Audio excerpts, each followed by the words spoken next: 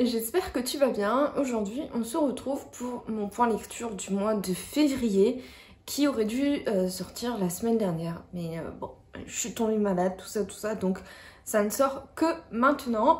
Et sans plus tarder, je vais te montrer les quatre livres que j'ai lus en ce mois de février. Ma première lecture de février a été assez mitigée.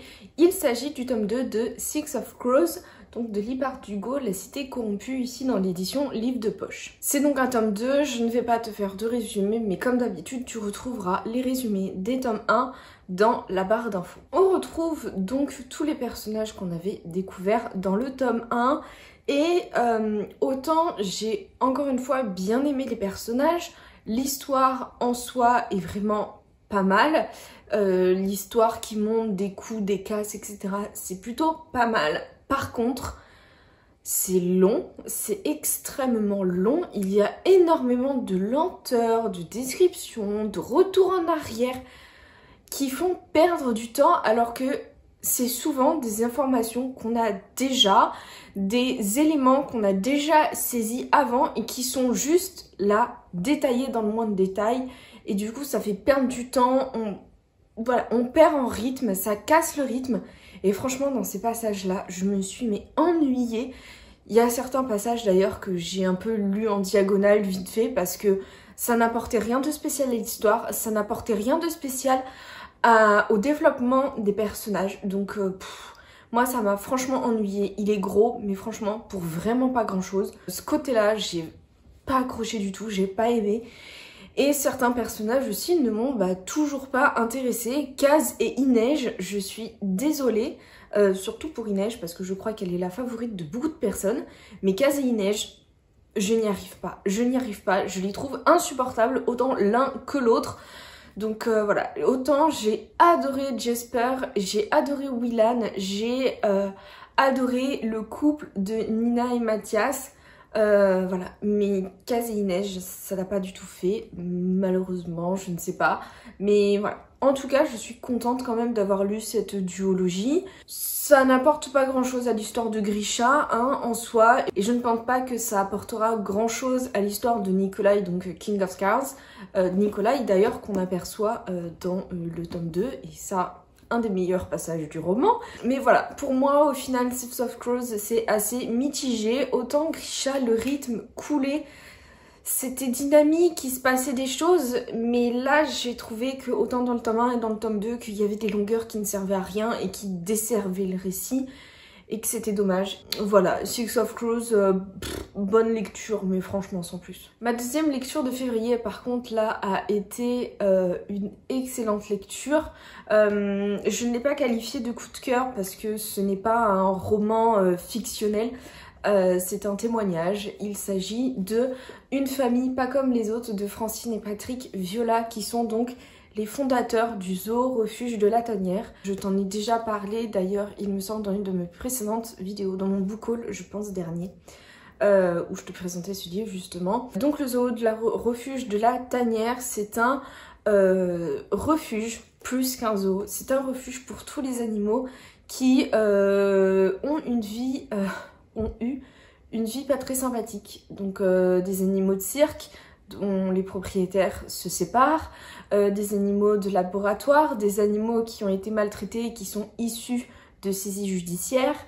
Voilà, ça a vraiment plein d'horizons et ce sont vraiment des animaux qui n'ont pas eu de chance, en tout cas dans leur première vie, et donc le zoo s'occupe de les récupérer, de les soigner, de les chouchouter, et après ils essaient de leur retrouver une place fixe dans un zoo, dans une structure bienveillante qui prendra soin d'eux jusqu'à la fin de leur vie.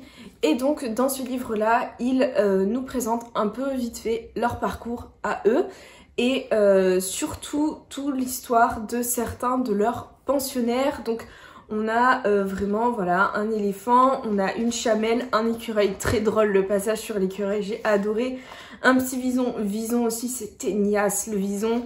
Un lion, on a des macaques, des vaches, voilà, on a vraiment beaucoup tous les animaux et c'est vraiment leur expérience. Ils racontent chacun à tour de rôle l'histoire d'un animal et c'est incroyable. C'est vraiment une cause à soutenir et ces gens-là sont formidables. J'ai eu l'occasion justement de les rencontrer au moment où j'ai acheté le livre, donc le livre est dédicacé et ça je suis tellement heureuse et ils ont vraiment réussi à créer un endroit dédié aux animaux qui est absolument magnifique et c'est super, j'aime énormément le livre, le refuge, etc. C'est incroyable. Donc voilà, je vais arrêter là-dessus mais... En tout cas, ça, je pense que ce sera dans mon classement des meilleures lectures de l'année 2022 parce que c'était incroyable, c'était génial. Ensuite, je suis partie sur une BD. Il s'agit d'un tome 3, le tome 3 de L'Auteur Flamme, écrit et dessiné et scénarisé, etc. par Marianne Alexandre.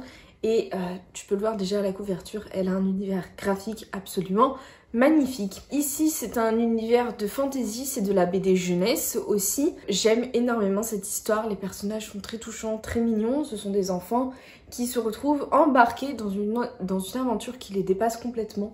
Et c'était juste super bien. J'ai encore une fois adoré ce tome 3 avec des dessins mais vraiment absolument magnifiques.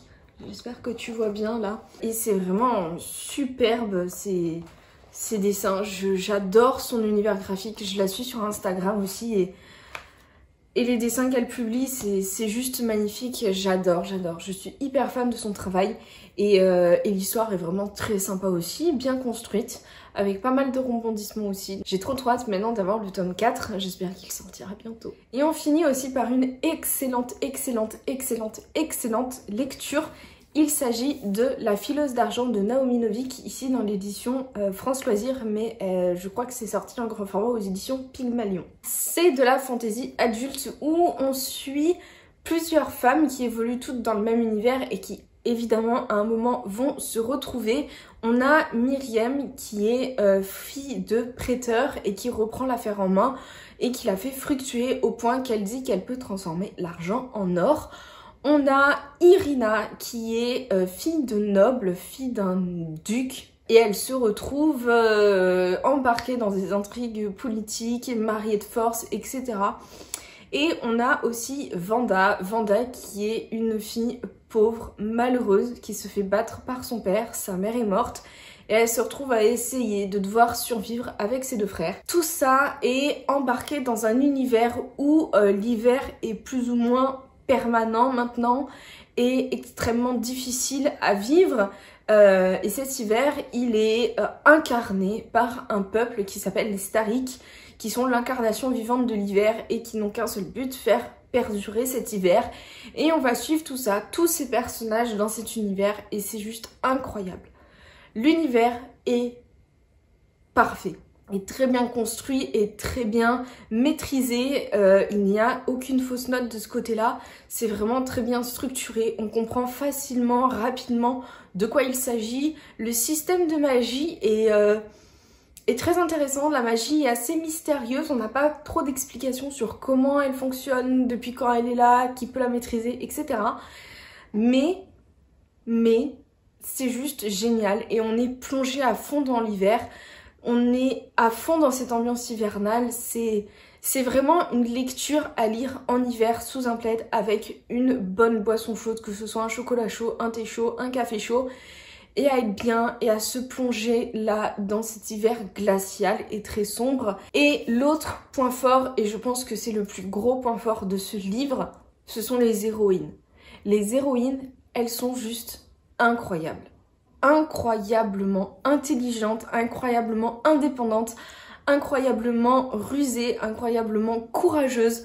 C'est incroyable. Je n'ai que très rarement vu des héroïnes féminines aussi impactantes, aussi fortes, aussi puissantes, aussi inspirantes aussi. Vraiment, c'était incroyable de suivre ces personnages-là. J'ai adoré Myriam, Irina, Vanda. Elles sont incroyables, mais vraiment incroyables. Franchement, j'aimerais tellement leur ressembler. Pour moi, ce livre, ça a été parfait de bout en bout. Ce n'est pas un coup de cœur, de façon très étrange aussi. Ce n'est pas un coup de cœur. Je ne sais pas pourquoi ce n'est pas un coup de cœur. Ce n'en est pas un, voilà. Mais c'était incroyable.